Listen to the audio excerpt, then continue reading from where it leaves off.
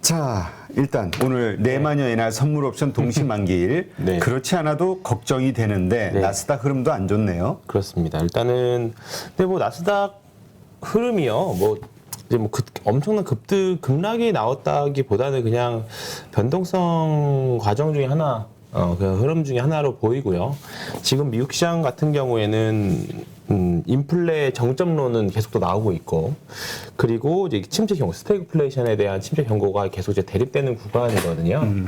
그러니까 뭐 굳이 내가 한쪽으로 어느 의견으로 치우쳐서 그쪽만 파게 되면 지금이 아마 계속 주식 살 때다라고 계속 생각을 하실 거고, 그 다음에 계속 뭐 경기 침체에 대한 부분들, 이런 부분들만 계속 안 좋은 뉴스들만 더 관점을 치우쳐서 계속 쭉 파다 보면 주식 당장 지금이 더 빠질 수 있다라는 생각이 아마 굉장히 좀 많이 들으실 수 있는 그런 구간일 겁니다. 그래서 아마 대부분 여기 출연하시는 분들도 의견이 많이 갈리실 것 같은 구간인데, 저는 약간 박쥐같이 대응을 하지 않는 생각을 좀 계속 가지고 있습니다. 지금 사실 어떻게 될지 모르는다고 표현하는 게 가장 정확한 표현일 것 같아요. 어떻게 보면 뭐 비전문가 같은 표현일 수도 있지만, 계속 강조드리지만 그 누구도 겪어보지 못한 환경을 지금 계속 갖고 있기 때문에 사실 지금 구간에서는 어떻게 당장 시장이 어떻게 변할지도 모르고, 그걸 모른다라고 하면 비중을 최소화해서 이후의 상황에 대응하는 게 낫지 않겠느냐, 일단은 그런 구간입니다. 지금 어차피 내가 주식이 100%고 그 다음에 내가 대응할 수 있는 능력이 없다라고 하면 시장 상황을 어떻게 변하는지 계속 관찰하시면서 비중 조절을 하는 구간인 거죠. 그리고 혹시나 뭐 뜻하지 않은 이벤트가 와서 급등을 하든 급락을 하든, 뭐 사실 급등을 하는 게 가장 더 좋긴 하겠습니다만, 급등을 하게 되면 좀 비중을 줄여놓고, 그렇다고 해서 급락이 나온다고 해서 그래서 거기에 쏠려가지고 매도를 하기보다는 좀 더 냉정하게 좀 보시면서 향후의 상황을 좀 더 이제 지켜보셔야 되는데, 지금 인플레 정점론하고 침체 경고가 좀 팽팽하게 부딪히는 구간이기 때문에, 그렇지. 그리고 앞으로 이벤트들이라던가, 그리고 지금 계속 나왔던 이벤트들이 특별하게 새로운 이벤트들은 아니에요. 아니다 보니까, 그리고 굳이 새로운 이벤트가 나올 거라고 하면 사실 조금 더 좋아지는 스타일이 더 뉴스들이 더 나올 확률이 굉장히 높거든요. 그렇다 보니까 지금 구간에서는 여전히 매도보다는 좀 약간 보유나 좀 매수 구간으로 저는 솔직히 조금 더 치우쳐서 좀 한 55대 45, 한 60대 40 정도로 그 의견이 좀 일단은 가지고 있고요. 일단은 오늘 만기인데 이후에 과연 대형주가 풀릴 수 있을까? 그에 대한 고민인데, 그거는 한번 지금부터 얘기를 해보도록 하겠습니다. 일단 첫 번째, 외국인들은 오늘 주가가 하락할수록 이익이다. 네. 청산하기 전까지. 그렇게까지는 맞습니다. 거기까지는 맞는데요. 어제 조금 수급상에서 좀 다행인 부분들이 좀 있었죠. 어제 선물에서 외국인들이 다행히도 5천억 정도 순매수가 들어왔어요. 순매수가 들어왔는데 지수는 별로 재미는 없었죠. 재미는 없었고요. 그런데 그리고 현물에서도 1,000억 정도 매도밖에 안 나왔습니다. 근데 이게 좀 웃긴 게, 어제 종목별로 쭉 외국인들이 어떻게 매매를 했나 봤는데, 제가 종목별 투자자를 잘 많이 보는 편은 아닌데요. 어제 삼성전자에서 2,000억 정도 순매도가 나왔고요.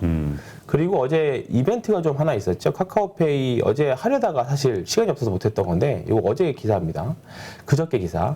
카카오페이 500만 주 블록들 추진하겠다라고 해서 이게 나왔죠. 싱가포르에서 어느 정도 매도해서 15% 가까이 빠진 것 같은데. 네, 맞습니다. 그래서 카카오 관련 주식들이 어제 시장에서 조금 좋지 않은 모습들을 좀 보여줬었는데, 앞으로 더 이제 물량이 더 많이 나왔다고 하니까 카카오페이 보유자분들 같은 경우에는 조금 이제 힘든 구간을 어쩔 수 없이 계속 지나갈 수밖에 없을 것 같습니다.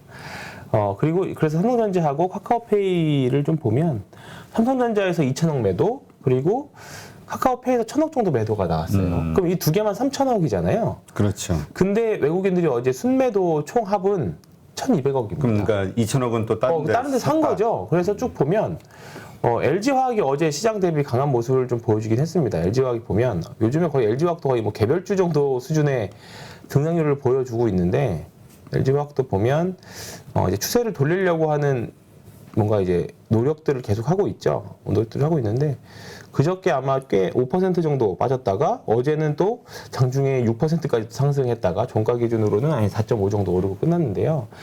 요 거래량들 제가 말씀드리면서 그나마 이제 LG화학을 추세 전환을 하려고 하는 노력들, 그나마 산 다음에 LG화학 정도가 보인다 이렇게 말씀드렸던 건데 그런 흐름을 좀 이어가고 있고요. 여전히 근데 추세를 완전히 돌리기는 힘듭니다. 왜냐하면 대형주 같은 경우에는 이런 대량 거래가 나오고 나서 최소한 3개월 정도를 이제 좀 약간 오르락내리락 하면서 에너지 응축 과정들을 거치거든요. 근데 이제 다행히도 이제 그 이제 초기관 단계에 들어왔다 이렇게 좀 보여서 LG화학은 뭐 장기 평선들이 좀 맞을 때마다 좀 하락하면 이제 좀 이제 밑에 있는 단기 평선들 사이에서 또 이제 매수로 대응할 수 있는 이제 구간이 들어온 거 보입니다.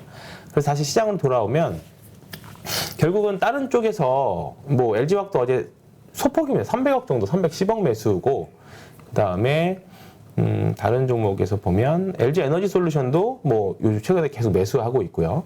시가총액 상위 종목들입니다. 그 다음에 하이닉스도 어제 830억 정도 꽤 순매수를 좀 들어왔고요. 그러니까 보면 어제 시가총액 그 상위였던 삼성전자하고 그 다음에 그 카카오페이 정도 매도가 좀 세게 나온 거 빼고는 나머지 종목에서는 다행히도 좀 매수는 들어오는 그 구간입니다. 그래서 지금 이제 삼성전자를 2천억을 왜 매도했겠어요? 그러니까 결국은 조금 파생 만물설에 의하면 결국 삼성전자 가지고 지수 핸들링 하고 있다 이렇게 보는 게 사실 현선물 연계해서 그렇게 보고 있다라고 생각하는 게 일단은 어제하고 오늘 정도의 시향이 맞는 것 같고요.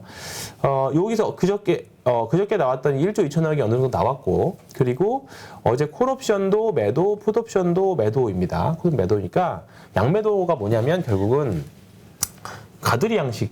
그러니까 박스권. 그러니까 오늘도 분명히 미국 시장이 별로 좋지 않았기 때문에 2,600포인트에 대한 또 그 지지 여부를 아마 테스트를 할 건데 어제와 말씀드렸던 것 똑같처럼 2,600을 깨고 내려오면 또 다시 또 매수 기조가 또 붙을 겁니다. 그래서 아마 오늘은 2,600포인트와 2,600 30에서 40포인트 사이에서의 공방전 대신에 가두리는 가두리지만 그 안에서의 변동성이 굉장히 심한 하루를 아마 좀 오늘도 보내지 않을까 좀 생각하고 있고요. 어제 지수는 되게 뭐라 그럴까요? 어제 시가가 플러스 0.27이었고 저가가 마이너스 0.17, 종가가 보합이었습니다. 주가 보합이었는데 분봉으로 보시면 어제 종가상으로는 변동이 거의 없었던 거죠. 거의 크게 변동이 없었어요. 0.2% 정도. 근데 분봉으로 보면 이게 변동이 엄청나게 심했었거든요. 아침에 잠깐 반대매매 때문에 쭉 밀렸다가 올랐다가 아마 요 구간이 11시 반부터 1시 반 정도까지인데 이 구간이 아마 CFD가 그렇게 시장이 많이 줄어들었다라고 하는데도 영향이 좀 있는 거 보면 요즘에 점심시간 경을 통해서 좀 시장의 변동성이 굉장히 많이 나오고 있거든요. 네.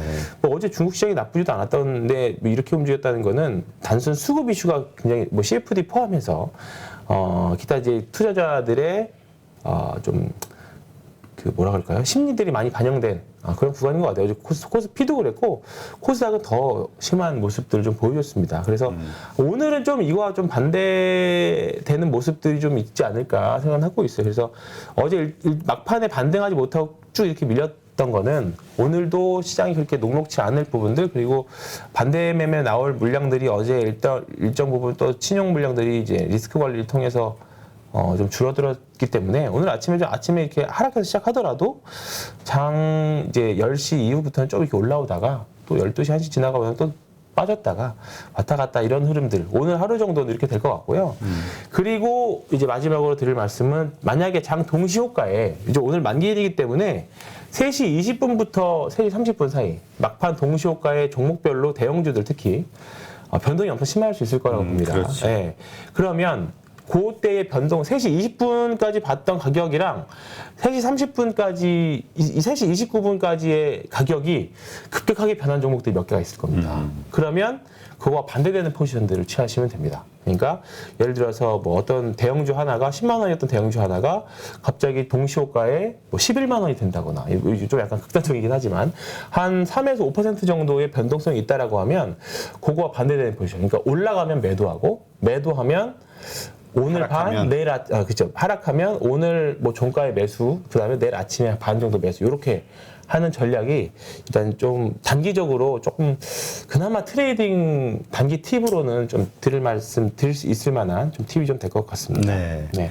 아싸라비아님. 그냥 주식창 덮고 열심히 일이나 해야겠네. 네, 그러니까 뭐 이것저것 골치 아프시고 왜 그렇게 맞아요. 타이밍 잡기 사실 힘들거든요. 이게 굉장히 저도 뭐 하루 종일 PC 앞에서 보고 있으면 이거 굉장히 머리가 굉장히 아프거든요. 어제 아침에 잘 버티고 올라가길래 요렇게만 유지해라. 여기서 한 이제 11시, 10시 정도 가면서 여기서 더 안 올라도 돼. 이대로 그냥 시장 마감했으면 좋겠다. 그 생각 굉장히 많이 들었는데 딱 진짜 점심 도시락 주문하자마자부터 그냥 쭉 이렇게 빠지더라고요. 밥맛이 뚝 떨어지기 시작하는데 그러면서 이제 1시 반 딱 점심시간 끝나고 나서 다들 밥 먹고 들어와서부터 이때부터 정신 차리고 좀 그나마 방어를 했는지 어제도 이렇게 좀 재미가 없었어요. 그래서 오늘도 아마 만기이기도 하고 외국인들의 포지션들이 싹 그렇게 좋은 포지션 모양은 아니기 때문에 오늘도 아마 험난한 시장이 될 거로 보입니다. 일단 뭐 아마 그 대부분 많은 분들이 이미 주식을 물려서 들고 있는 상황이기 때문에 그렇죠. 네. 손실이 큰 상황에서 뭐 이렇게 매도 그죠? 힘들고 어떻게 하기는 좀 힘들고 그냥 편안하게 일단 편안하진 않겠지만 편하지 지켜보는 않습니다. 거 이것도 좀 필요할 것 같아요. 자, 그러나 이 시장의 감각 이런 것을 뼈저리게 느끼기 위해서는 조금 후에 알죠. 진짜 한 5주, 10주씩이라도 한 번씩 그 거래를 해보는 거, 요거는 또 감각을 익히는 거, 경험을 쌓는데 좋겠죠. 시장을 떠나 있으면 새로운 트렌드 또는 새로운 주도주에 조금 둔감하게 될 수밖에 없습니다. 그러니까 내가 주식은 가지고 있지만, 그러니까 우리가 삶이 사실 주식시장에서 엄청나게 변동하는 것만큼이나 우리의 삶이 그렇게 빨리 변동하지 않거든요. 마치 이제 주식시장에서 특히 테마주들을 매매하다 보면 당장 뭐 이제 UAM 같은 게 날아다닐 것 같고 당장 뭐 수소차가 엄청 돌아다닐 것 같고 수소 발전이 엄청 일어날 것 같고 그런데 사실 현실에서의 삶은 그렇게 빨리 올라오지 않거든요. 아니 우리 멀리 볼 것도 없어. 불과 몇 개월 전에 메타버스 생각하면 그렇죠. 모두가 다 그냥 열광하고 그렇죠. 마치 가상세계가 현실화될 것처럼 그랬지만 페이스북까지 메타로 받고 이게 뭐 진짜 글로벌 트렌드 같고 야, 근데 지나고 보니 이게 다 헛되고 헛되더라. 그렇긴 하지만 이게 또 막상 주시장을 아예 떠나버려 있으면 또 새롭게 올라온 수익 기회들을 놓칠 수가 있으니까 그런 부분들을 조금 말씀드리려고 합니다. 또 힌트들이 계속 나오고는 있습니다. 네. 요 PPT를 좀 보면요. 이거 뭐 아까 설명드리다 말했는데 이제 공포 탐욕 지수인데요. 어제하고 거의 차이 없습니다. 어제 오히려 미국 시장 하락했음에도 불구하고 어제 31이었는데 32로 조금 올라왔다는 점 여기 좀 있고요. 그다음에 어제 야간 선물은 0.45% 정도 하락했으니까 또 그냥 아까 말씀드렸던 대로 장 초반에만 잘 버텨보자. 그 의견에는 크게 변동이 없습니다. 어제 장중 공시를 보면 그저께에 이어서 어제도 조선사들의 또 수주 공시들이 있었습니다. 한국조선해양이 자회사 현대삼호중공업 통해서 수주가 있었고요. 9,200억 정도 수주가 있었고요. 그다음 현대미포조선도 수주가 있었습니다. 어제 상대적으로 강했던 게 현대중공업이 강한 모습을 좀 보여줬다가 어제 막판에 가서 좀 윗꼬리 달고 내려오는 모습을 좀 보여줬어요. 현대중공업도 그렇고 현대미포조선도 그렇고요. 대우조선해양도 그렇고 그다음에 한국카본 그다음에 케이프 그렇죠. 그다음에 HSD 엔진 보면 그나마 그래도 시장 대비해서 변동성은 있지만 추세를 어떻게든 지켜나가려고 하는 섹터들이 조선 섹터들이라고 보고 있습니다. 일단은요. 그래서 현대중공업이 어제도 가장 내가 대장의 형님이야의 모습을 좀 보여주고는 있고 분명히 조금 오히려 이제 이런 종목들이 만기일 전에 강했잖아요. 오늘 같은 날 종가에 조금 밀릴 수 있습니다. 근데 이제 만기를 지나고 나면 다시 또 이제 단기 수급 이벤트 벗어나서 제 갈 길로 간다라고 봤을 때 그러면 오늘이나 내일 정도 한번 뭐 현대중공업 같은 경우에는 13만 원 뭐 이하 정도 가격. 그다음에 현대미포조선은 딱 이제 보이시죠? 이 정도 한 82,000원 정도의 가격대. 만약에 혹시나 변동성이 있어서 하락이 좀 온다라고 하면 또는 이제 우리가 이제 거래량 없이 그냥 쭉 그냥 가격만 밀린다라고 하면 충분히 해볼 수 있을 만한 구간에 들어왔습니다. 일단은 수주들은 계속 들어오고 있고 어제 말씀드렸던 것처럼 LNG선 수주가 중국까지도 나갈 정도면 기술력에 대해서 의문을 갖고 있는 이게 2024년, 2025년 정도에 인도될 예정인 물량이거든요. 아직 한참 남은 물량이에요. 그럼에도 불구하고 지금 그렇다라고 봤을 때 지금 LNG선 시장은 계속 확장되는 국면이다. 그러면 뭐 현대미포조선이나 대우조선이나 이런 조선주들은 그리고 뭐 한국카본 같은 LNG선 확장의 가장 대표적인 수혜주가 카본인데 한국카본은 지금 신고가를 쓰려고 하고 있잖아요. 그러니까 이런 종목들은 이제 뭔가 본격적인 시작을 보여줄 수 있다. 향후의 주도 섹터가 될 가능성이 이번 좀 변동성, 뭐 FOMC 뭐 좀 더 길게는 6월달 FOMC까지 끝난다라고 보면 그 이후에 시장에서 주도주가 될 수 있는 가능성이 충분히 있기 때문에 계속 관심을 가지고 보셔야 될 섹터라고 이렇게 보시면 될 것 같고요. 어제 특별한 공시가 인카금융서비스라고 하는 이제 중소형주인데요. 이제 한 주당 한 주 배정 무상증자 결정이 났는데 제가 왜 이거 공시를 좀 말씀드리냐면 최근에 노터스라고 하는 거의 정말 그죠? 강해요. 아니 무슨 이거는 무상증자 무서워서 이거는 뭐 어떻게 설명하기 좀 어렵고요. 8대1 무상증자였거든요. 그래서 어떻게 이런 흐름이 뭐 사실 8대1도 처음 봤지만 이런 주가 흐름도 사실 뭐 처음 보는 것 중에 밀어붙이는 시장인데 뭐 이런 종목들의 끝은 아마 대부분 아실 거예요. 그렇죠. 어떻게 될지 다시 원점 회귀. 알기는 아는데 나는 다들 이제 잘 팔 수 있을 거다라고 그치. 생각은 나도 올라가서 네. 먹을 수 있을 거다라고 들어갔다가 다 물리죠.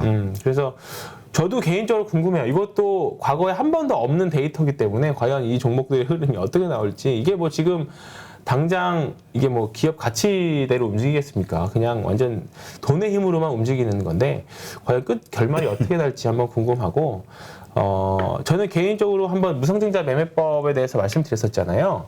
그 1대1 또는 1대 한 주당 2주의 무상증자 배정 이후에 물량 상장하고 나서 주가가 한 20% 이상 빠졌을 경우에 한번 매수해 볼 만하다라고 해서 관심 갖고 있는 종목이 DLENC거든요.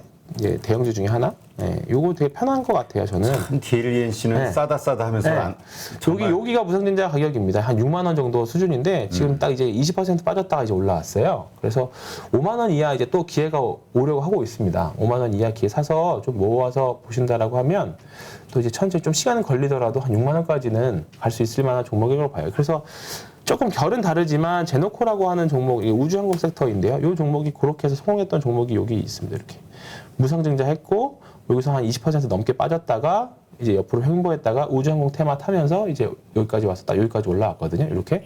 그래서 여기 났던 게 한 25%에서 30% 났던 것 같아요. 그래서 뒤에 리엔씨도 조금 시간이 좀 아직은 좀 이르죠. 네, 이른데 이제 가격을 밑에서 싸게 사느냐 또는 조금 나중에 5만 원 위에서 올라오더라도 이 이평선들이 좀 누웠다가 조금 더 이제 좀 결연 터지고 만들어가는 과정에 사느냐 그 차이입니다. 그래서 혹시나 이번 변동성 이용해서 5만 원 이하 가면 제가 오랜만에 대형주들 한번 사볼 만하다고 말씀드리는 게 이제 DLENC는 5만 원 이하 사서 버티면 좀 충분히 뭐 올 하반기 정도에는 충분히 한 6만 원 정도 언저리 정도까지는 해볼 만한 주식이 DLENC 아닐까 생각하고 있습니다. 이 월봉으로는 어떻게 돼요?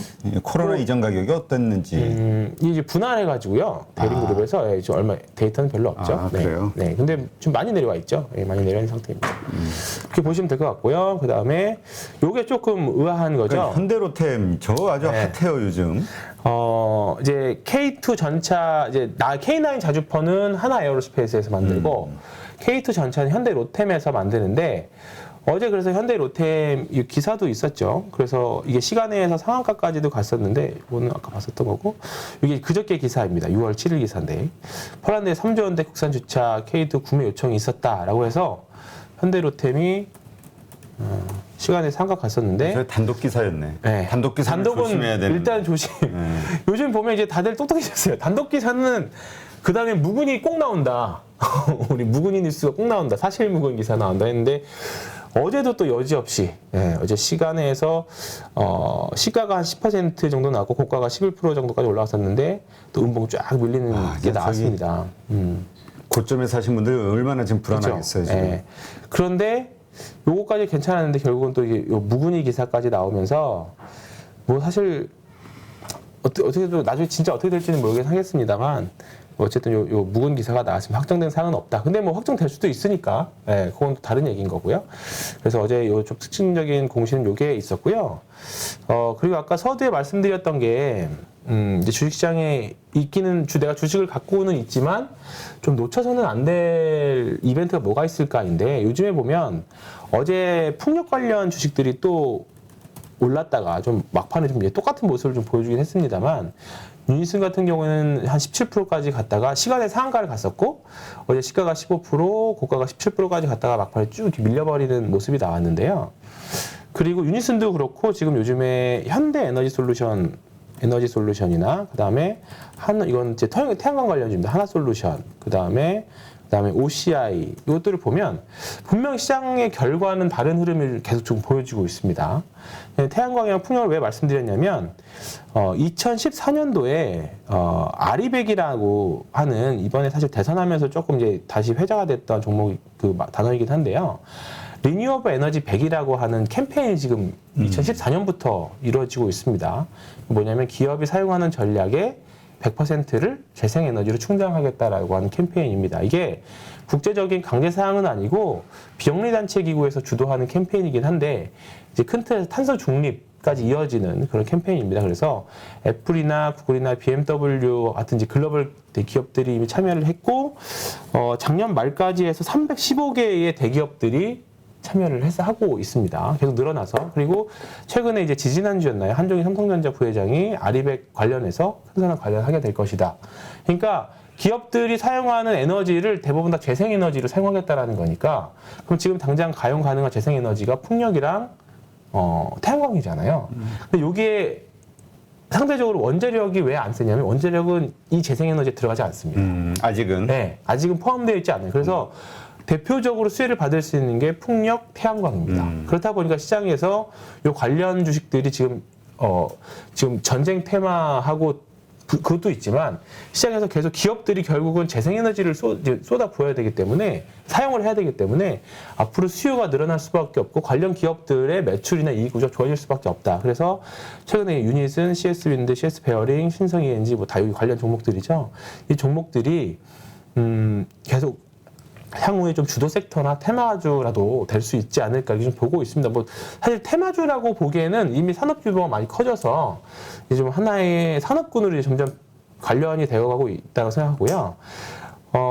이게 왜 계속 봐야 되냐면 이게 단순한 기후 변화나 그 다음에 대기업 간의 문제가 아니라 이 아리백 대열 합류에 주목해야 되는 이유가 이제 밸류 체인에도 영향을 미치는 경우가 있습니다. 그러니까 예를 들어서 애플이 우리도 이제 아리백에 가입을 해서 재생에너지를 모든 걸 쓰겠다라고 하면 그 애플과 관련된 회사들도 재생에너지를 사용할 수밖에 없습니다. 그래야 제대로 된 아리백 국가가 그렇죠. 기업이 되기 때문에. 그래서 어제 LG 이노텍이 이 기사가 좀 나왔었죠.